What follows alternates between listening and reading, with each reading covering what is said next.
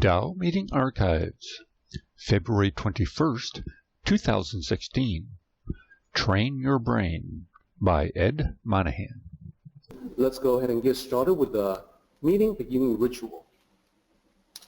起立，面向佛堂，参加先鞠躬，一鞠躬，再鞠躬，三鞠躬，参加多一点传心鞠躬，开班一鞠躬，请坐下。Please be seated.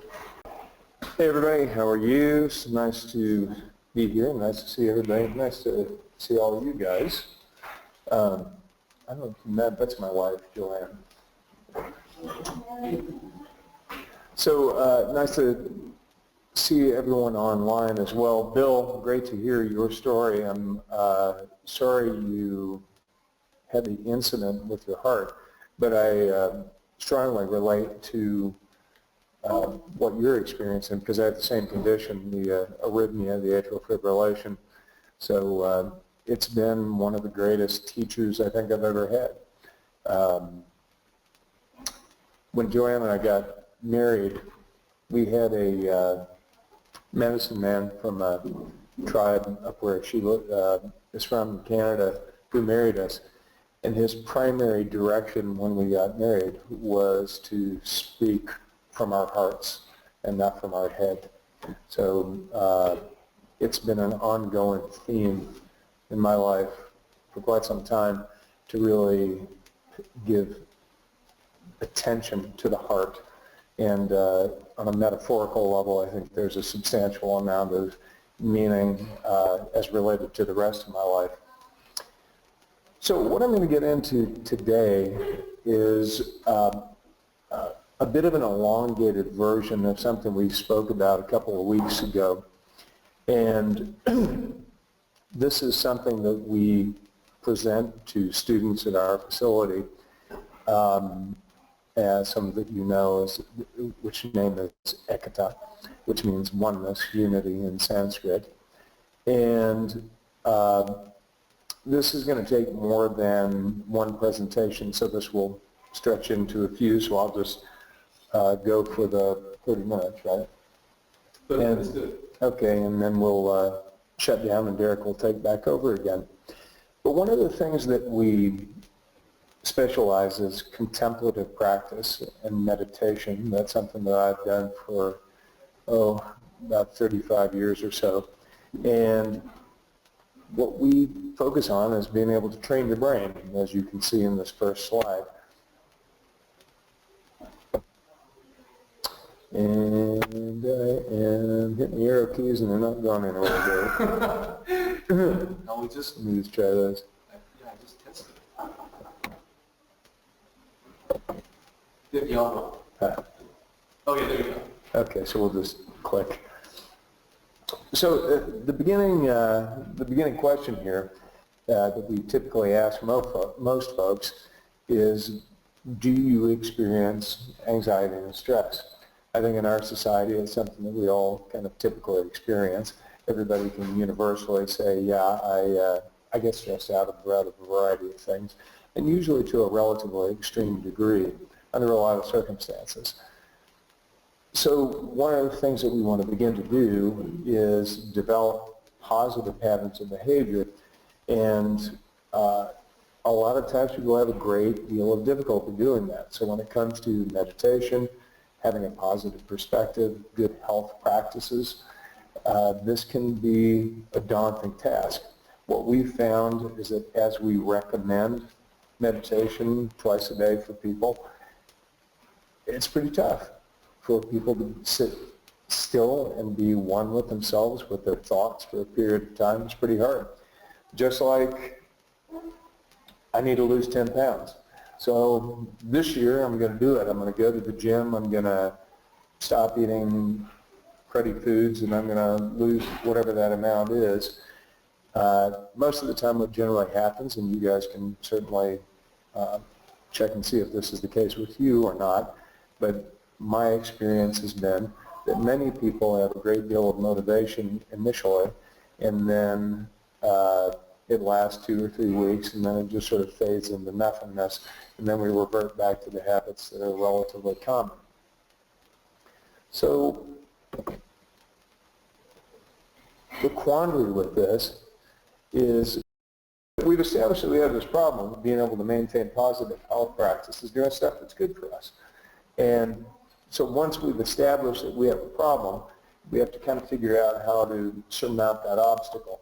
So if we identify the problem, that's the first step. Second, we have to acknowledge that the problem actually exists, because denial is certainly a factor. I don't know about your experience, but mine in my world is that I will experience a great number of people who, in their attempt to develop healthy practices, first don't even realize that they're doing anything that's kind of productive for their health. So you have to first actually acknowledge that there's an issue before you can address it. And then you have to examine the root of the problem, whatever that may be. This is just logical. So if we look at some of the statistical data surrounding health practices, this has to do with children and adults. So let's take a look at what is occurring with respect to the way that we approach health practices. These are from the United States. There are 10 million students who are on antidepressant medications. That's from the Department of Health and Human Services. There are 4 million children who suffer from learning disorders. 44% of college students are binge drinkers. This one is probably the most disturbing to me. Suicide is the 3rd leading cause of death among teenagers. That is substantive as far as I'm concerned, because, you know, it's a tough time as we evolve into adulthood, but really should the level of stress be the point to which we're wanting to take our own lives? That seems absurd, but it's clearly a substantial issue, and it's one that's quite real. We're seeing that 10% of children between the ages of 2 and 5 are beginning to show teenage levels of tension, anxiety, and fear. We see this every day. I see it in my research. I see it in our facility. There are many examples of very small children who are exhibiting these instances of stress. So if adults are feeling stress and they have small children, where is that stress going to manifest? It gets passed down. So this is why we're seeing this massive problem. And then the bottom statistic is 70% of students with mental health problems are not getting help that they need. So we're identifying that there's a big problem, but how do you even address that? And that there's a huge amount of people that are not being able to actually address the issue. Well, let's look at the opposing end of the spectrum. So here's the baby boomers. Baby boomers are basically anyone who was born 1964, between that and the Second World War. And again, if you kind of look at the statistical data, it doesn't paint a very happy picture. 72% have chronic diseases. 52% report a sedentary lifestyle. 43% high blood pressure. 39% obese. That's not just a little overweight, that's obese. 24% walking disability, 16% diabetes, 13% COPD, which is basically slowly smothering to death. So we've all heard about this stuff. We know that there's an enormous amount of issue when it comes to health, when it comes to health practices, when it comes to stress and mental health. But, so we identify we've got a problem.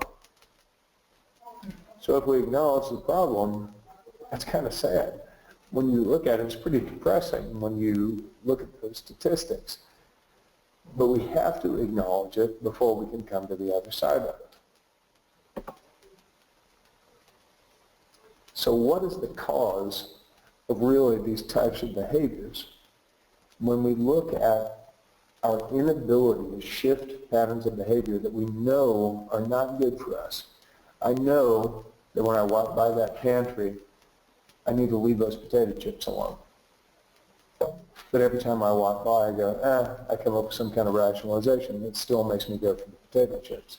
I know that I should go out and take a long walk. I know that I should go and exercise every day. But why am I not actually doing that? The core of it, the root, has to be the thoughts. This is the core of behavior.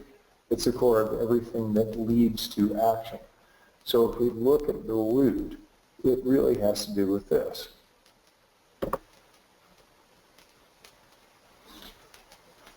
So if we bring a slightly different perspective to this process, and we take a look at these issues of the mind, then perhaps it's reasonable to entertain a slightly different perspective. And one of those perspectives that I'd like to bring to examine today is one from an allegorical representation of this, which is a story called The Lion Who Became a Sheep. And this is in a small book, from a larger book by Paramahansa Yogananda, who's the founder of the Self-Realization Fellowship. So I'm just going to read this to you out of the book, and then we'll examine it a bit.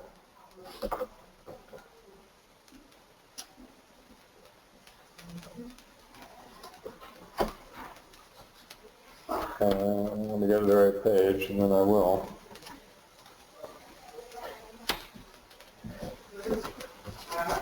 Once there was a huge lioness, pregnant and half-starved. As the days passed, and the baby lion grew heavier within her, she had a hard time moving around in quest of prey. Even when the lioness successfully stalked some creature, she wasn't quick enough to pounce, so failed every time to capture her prey. Roaring with sadness, heavy with the baby lion, and pining with hunger, the lioness roamed through the forest and finally fell asleep in a shade grove of trees bordering a pasture. As she was dozing, she dreamt that she saw a flock of sheep grazing. Trying to pounce on one of the dream sheep, she jerked and woke up to behold in reality a large flock of sheep grazing nearby. Overwhelmed with joy, forgetful of the baby lion she was carrying inside her, and impelled by the madness of unappeased hunger, the lioness pounced upon a young lamb and disappeared into the depths of the jungle. The lioness had not even realized that, owing to the severe exertion of her mad leap for the lamb, she had given birth to her cub. The sheep were paralyzed with fear at the attack, but when the lioness departed and the panic was over, they awakened from their stupor and noticed the loss of the lamb. As the flock bleated out lamentations in sheep language, they noticed to their great astonishment the helpless baby lion mewing in their midst. One of the ewes took pity on the cub and adopted it as her own. Several years passed. The orphan lion, now a mature beast with a long mane and tail, roamed with the flock, behaving exactly like a sheep. Bleating instead of roaring and eating grass instead of meat, the strictly vegetarian lion had perfected himself in the weakness and meekness of a lamb. It so happened that one day, another lion strolled out of the nearby forest, which opened onto the green pasture, and to his delight beheld the flock of sheep.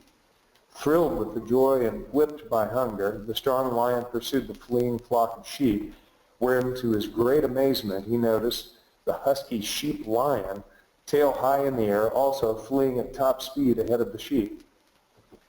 The pursuing lion paused for a moment, swishing his tail in astonishment and pondering within himself, I can understand sheep flying away from me, but I can't understand why a stalwart lion should run too.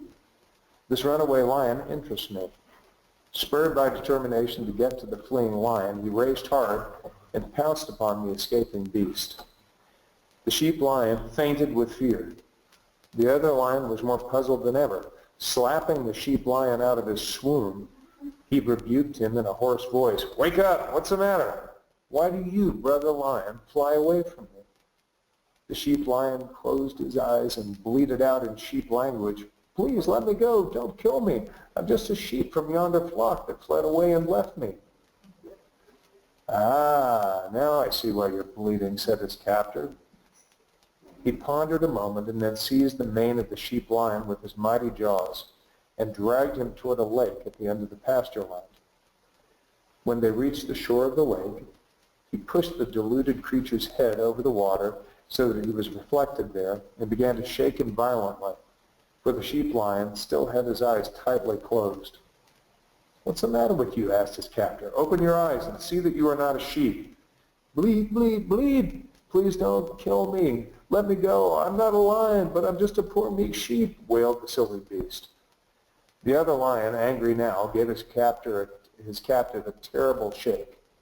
Under the impact of it, the sheep lion opened his eyes and was astonished to see in the water a reflection not of a sheep's head, as he had expected, but a lion's head, like that of the one that was shaking him with his paw.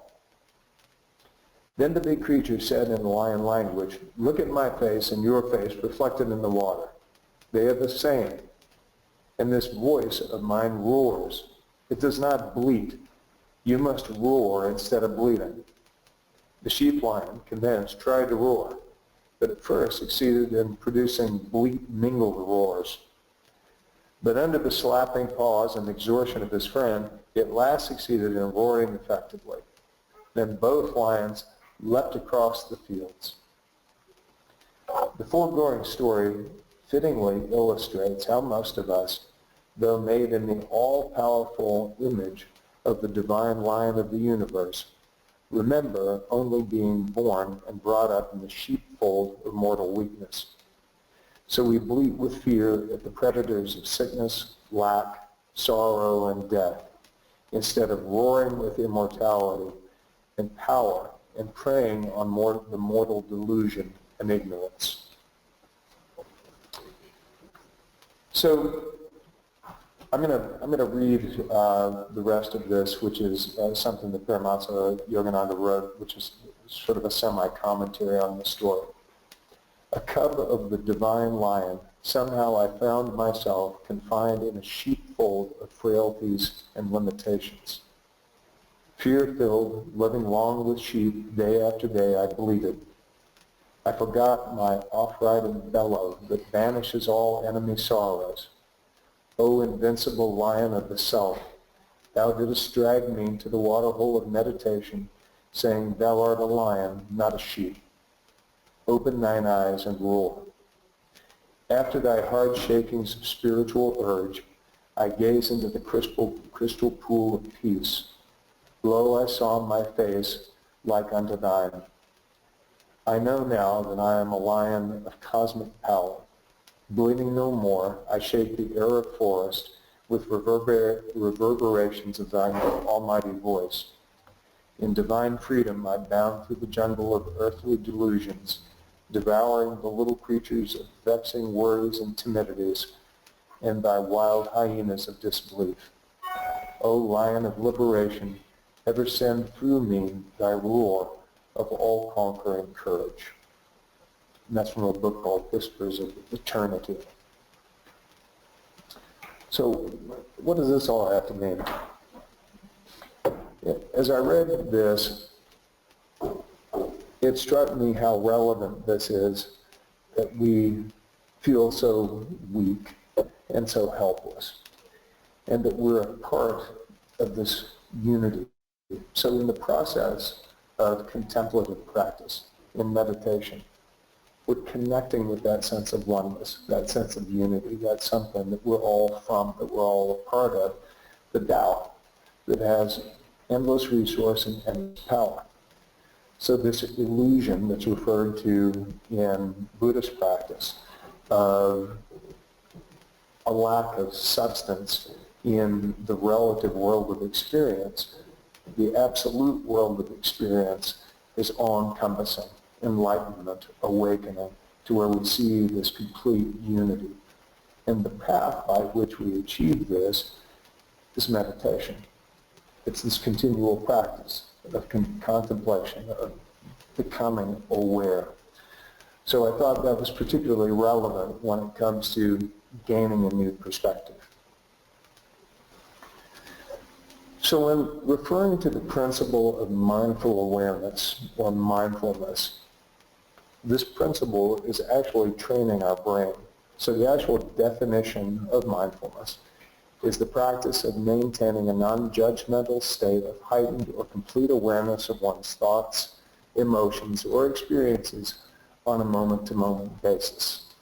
And non-judgment is a very important part of that process.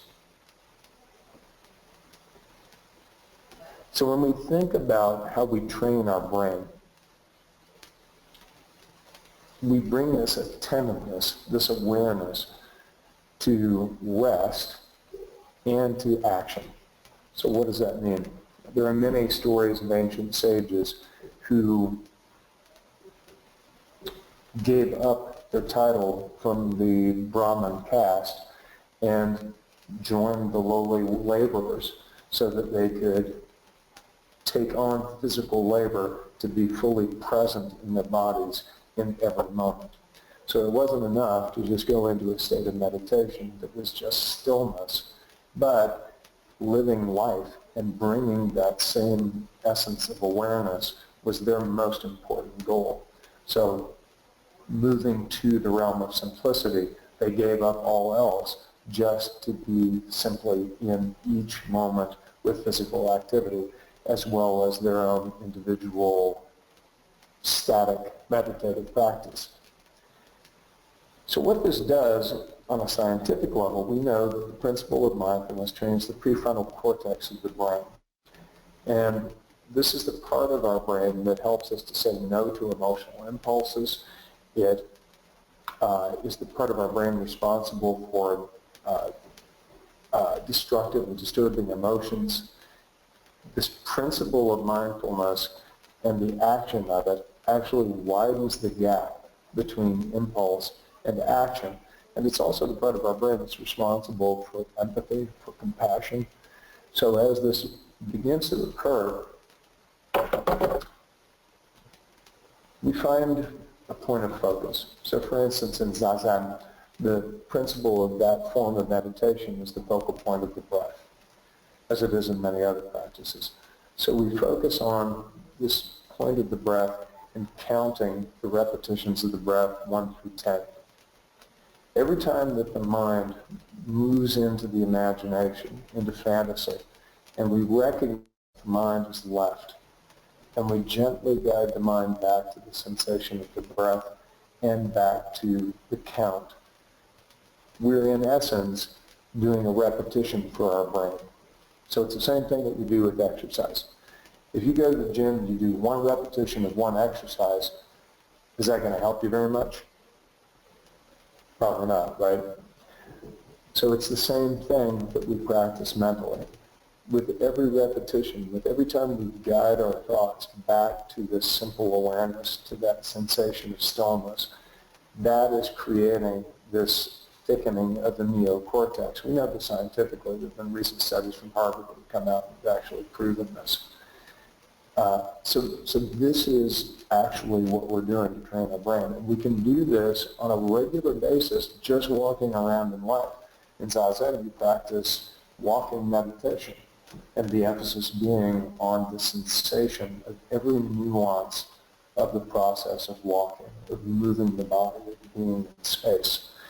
And as we do that, and our mind leaves and goes away every time we bring it back, that's strengthening that portion of our brain that's responsible for all of these very relevant elements that bring us peace, that bring us the essence of living in happiness.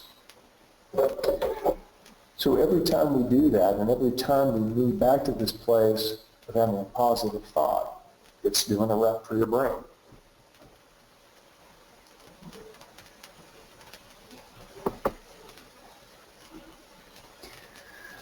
So as we move into this practice and we begin to think of things from a slightly different perspective, there's a couple of things that are relevant. Number one, you have to be open.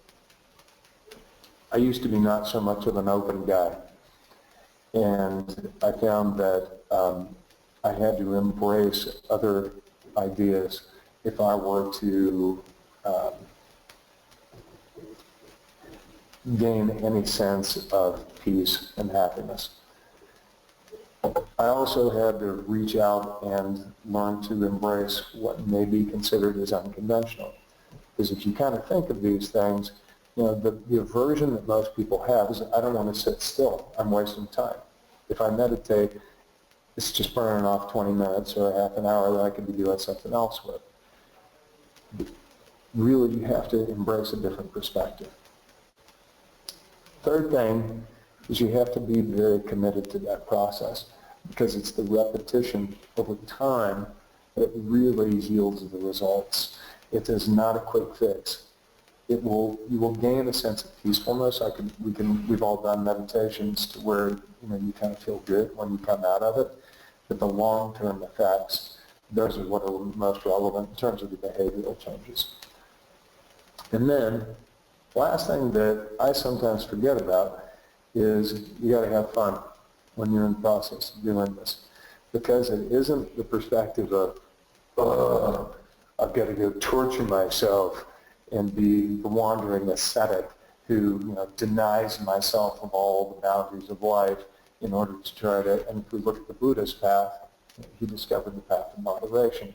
So it wasn't about complete denial and being miserable in order to find peace. It's really about embracing the joy. And that sets the stage for what we'll move into next week in the next portion of the talk. Very nice. Thank you, guys. One quick question for you, Ed. As in your work as a professor at UCLA, do you notice among your students a reflection of the statistics that you cited, a sense of dissatisfaction, depression? Hopefully they're not binge drinking while in class with you. Well, yeah, the answer to the question is absolutely. I do. And we have statistical data. I hesitate to share the specifics of it, but several years ago, we found that there was an enormous percentage of our department, the students in our department, who are on psychotropic medications. Wow. And I mean an enormous percentage. And you see it reflected in the stress level of the kids. I'm not good enough. I'm comparing myself with this whole body image thing of I've got to be perfect, I've got to be acceptable, I've got to be accepted, I have to fit in, I've got to be enormously successful in material terms, just all of this pressure. And it's all self-imposed.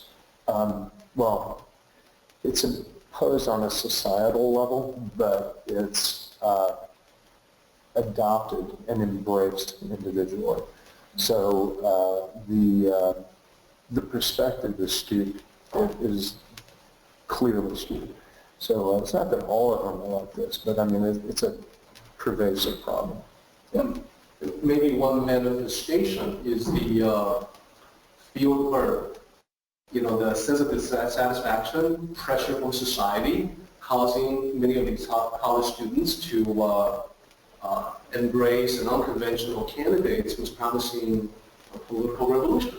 Well, yeah, I think that's a manifestation of it. Yeah, absolutely.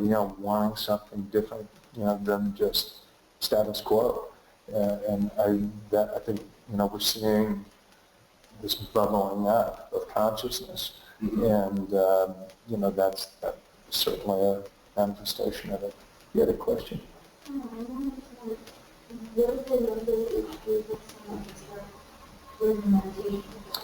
We have 3 to 5 year olds at our facility. We start meditation.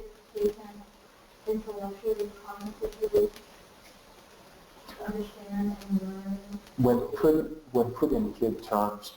We discovered a wonderful little tool. It's called Ozzy the Mindful Owl. And these folks are from Canada at a workshop that we attended on conscious parenting. Oh gosh, yeah. Yeah. Now, you can't expect a 3-year-old to sit for 30 minutes and meditate. You know, there's not a chance. But when you have, but you can go for 20 seconds. You can go for 30 seconds. And there are these wonderful simplistic lessons. So Ozzy is this little owl, he's a little stuffed owl, and he has a little meditation mat that he sits on. And there's a little snow globe. And Ozzy's in the snow globe, right? When you shake the snow globe, we've actually found that this resonates more with the parents in our facility. It does with the kids, but the parents really start to get it.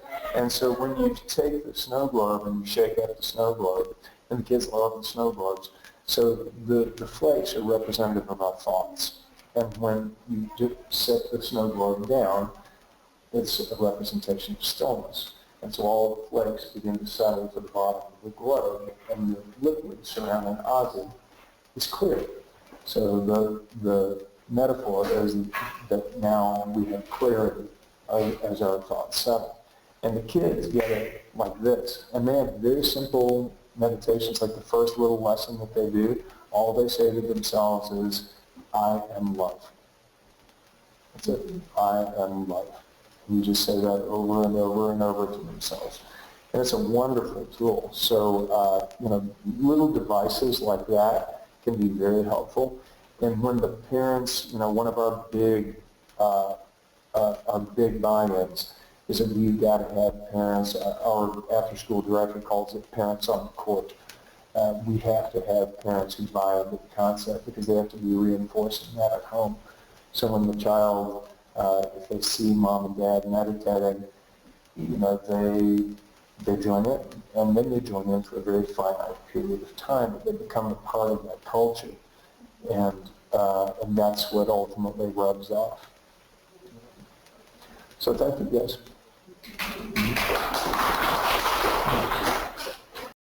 起立，面向佛堂，